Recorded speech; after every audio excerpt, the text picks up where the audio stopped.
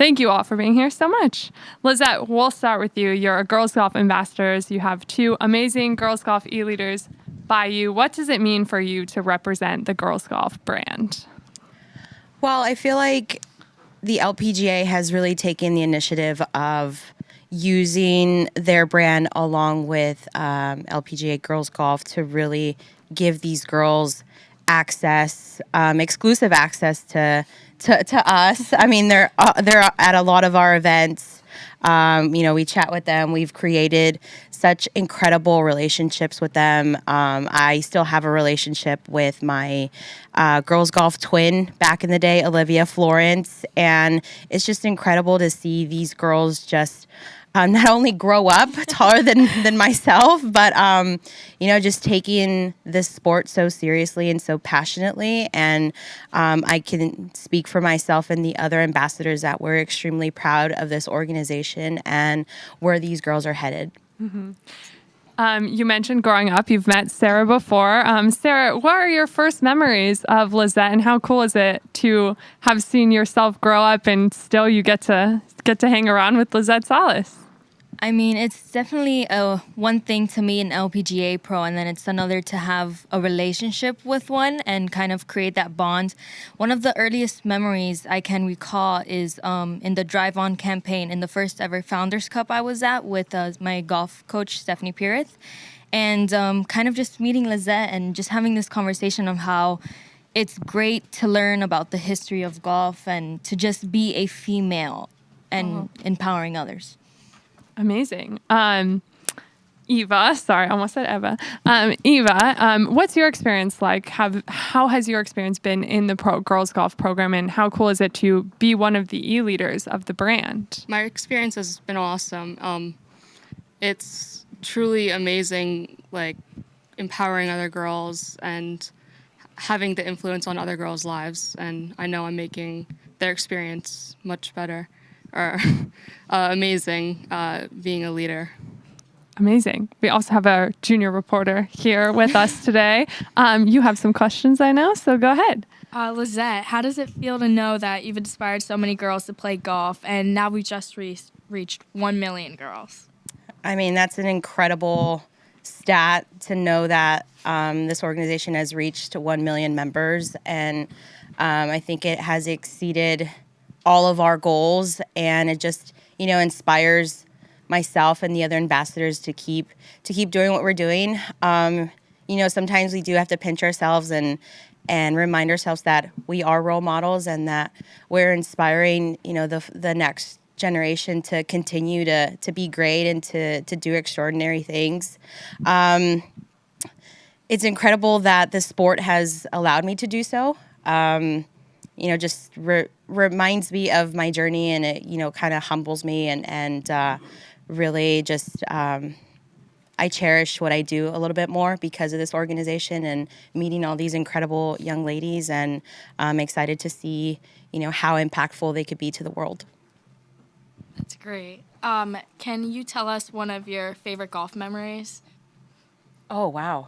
In general? Oh, you're talking 25 years of memories. I mean, most of the top memories I have are with my dad. I could just think of the times we spent in his pickup truck traveling the country and trying to pursue this dream.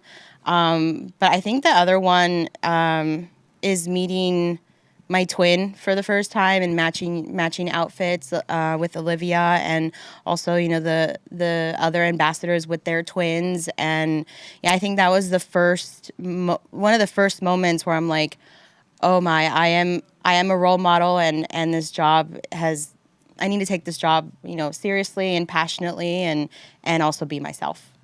That's great. How old were you when you first started playing? I was 7 years old. Yeah, thanks to my dad, who's a mechanic at a public golf course. Mm-hmm. The commercial's amazing. By the way. Thank you. We've all seen it. We have obviously the future of the game here with us, so let's talk about the past a little bit. This is the Founders Cup, and I'm wondering what your experience with our pioneers from this year are, Betsy and Pia. Have you ever interacted with them? Any stories of them?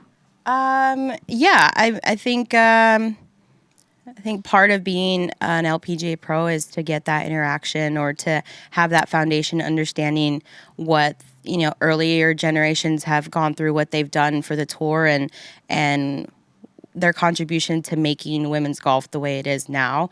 And so I've had interactions with them. I've had interactions with other founders as well. And I'm really great friends with Nancy Lopez, who I adore.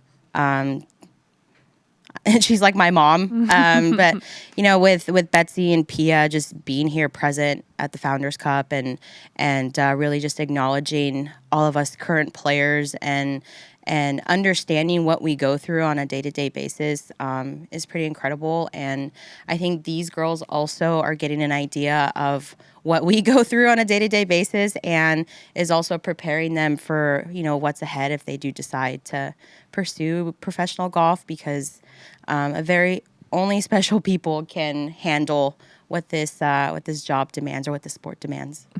Sarah, Eva, must be cool for you guys to see some of the pioneers of the games out there. Have you had any interactions or seen any of your favorite stars out there that you want to share with us?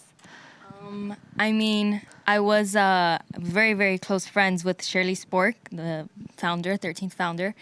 And just to be here at the Founders Cup and learning the history of golf, to me, history is a very important part of our lives.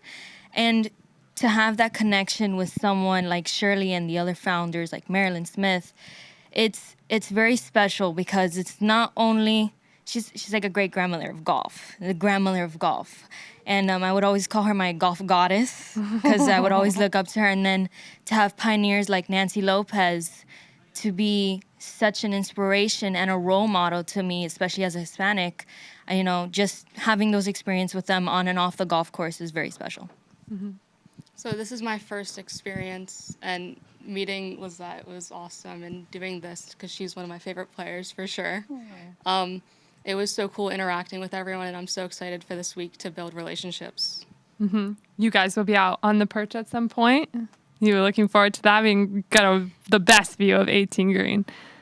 Yeah, I'm definitely excited, especially we get to watch all the shots come into 18. Mm-hmm. So that's definitely like adrenaline rushing through the veins. Yeah, it's so cool being right there. It's like so close, and yeah, it's awesome. Amazing. We'll talk about golf now, Lizette. I got a week ahead of golf for you. What are you thinking about Upper Montclair and excited for the tournament with what's going on this season? Upper Montclair is definitely a beautiful track. Very challenging from tee to green. It definitely demands a lot of different shots. And I think for myself, just coming in with that boring golf mentality of just hitting the fairways, hitting the greens. And, this year is a long year. We have a lot of, which is great, a lot of tournaments on the schedule, a lot up for grabs. And I think for myself, just, this is my 12th season, just taking it one shot at a time, as cliche as it sounds, as annoying as it sounded as a kid, growing up. It's something that I'm really focusing on for the rest of the year. Mm-hmm.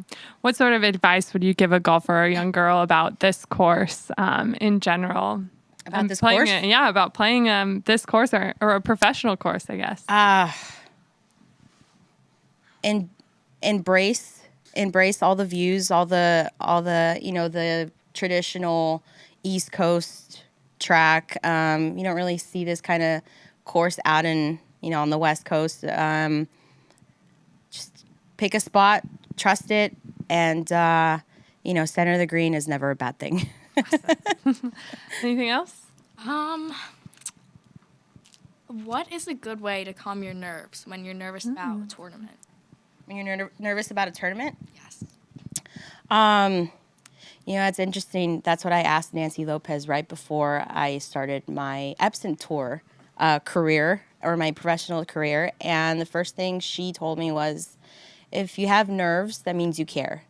It means you need to embrace them. If that means you need to cry it out, go ahead, acknowledge those feelings, and that it's important to you. And breathing exercises have always helped me. Music has always helped me calm my nerves. That's why I'm always plugged into my headphones on the range. But also trusting that you have the ability to perform at this level or at any level, and that all the hard work that you've put in is for a reason. And even though, whatever happens, but just, hold your head up high and have a, positive body language out there. Thank you.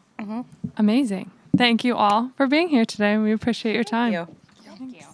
Can we get the passport signed and the signature? Sure. Girls, get your Well done.